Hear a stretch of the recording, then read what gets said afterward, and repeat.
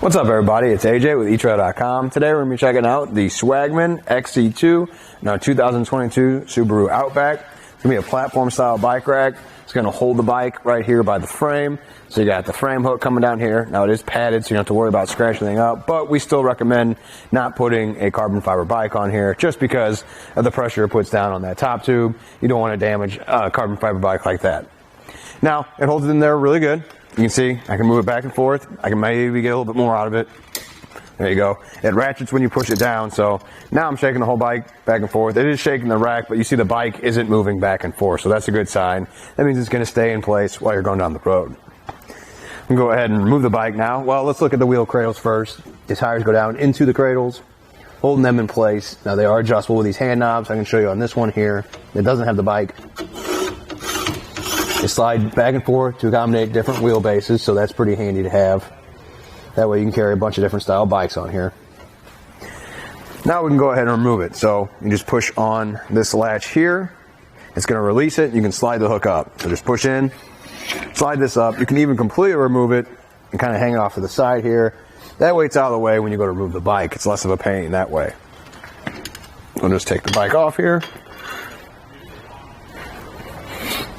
And we're going to set it aside. And then we can take a look at the bike rack itself.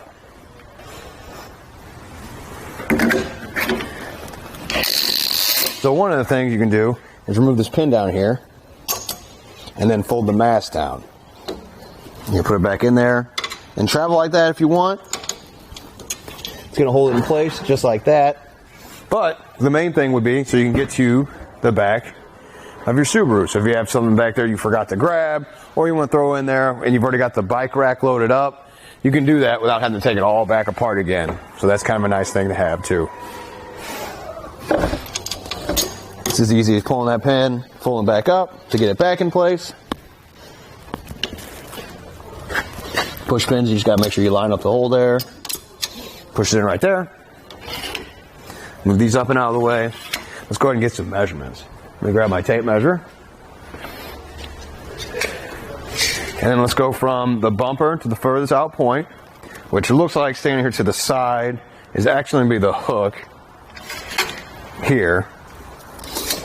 So from the bumper to the hook, it's going to be about 22 inches it adds to the back of your Subaru. Now let's see how close it comes. So from the bumper there to this hook, it's about 8 inches. So you have 8 inches of space there. That's plenty. It doesn't move towards the vehicle, so you don't have to worry about it making contact with it. Another thing to think about would be ground clearance. It does have a rise in the shank, so I think you're going to be fine. So from the ground to the bottom of that, it's going to be about a little over 17 inches right there. So plenty of room there. Just we always like to recommend watching out for when you're going up steep driveways and hills. You don't want to bottom it out, but your hitch is high enough on your Subaru, plus that rise in there, you shouldn't have to worry about that. Set that aside and show you another feature it has is you can actually fold up the arms for storage just to take up less space on the side. Same push pins.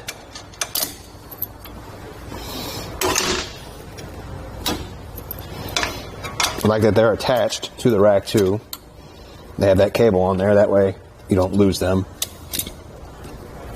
With that in there, you see there's less space taken up this way, so when you do go to store it in the garage or whatever, you don't have to worry about it taking up a whole corner or anything like that. Now, we can go down and look at the hitch and see how it's in there. It fits a 2-inch by 2-inch hitch, and it's got an adapter sleeve on there, so you can take that off and it fit 1.25 inches. Got an anti-rattle bolt on this side. I can shake the whole vehicle back and forth. You see it's in there. There's not rattling or any noise here at the hitch.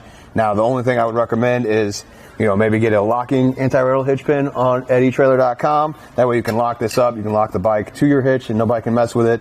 And it doesn't come with a cable lock, but we also have cable locks. I would look into those. That way you can lock your bike up to the rack and lock your rack to the hitch. Nobody can mess with it when you're not around. Well, I think that about does it. Thanks for hanging out. I hope this helped.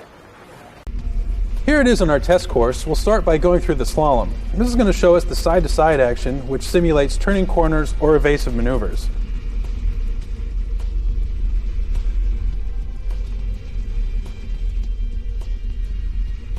And finally, we have the full speed bumps, where we'll see the up and down action, which is just like driving out of a parking lot, garage, or driveway.